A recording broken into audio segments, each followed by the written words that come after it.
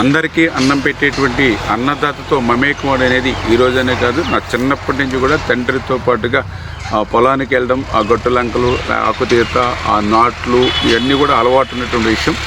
ఇప్పుడు ఎమ్మెల్యేగా కానీ మంత్రిగా ఉన్నప్పటికీ కూడా ఎప్పుడైనా చిన్న అవకాశం దొరికింది.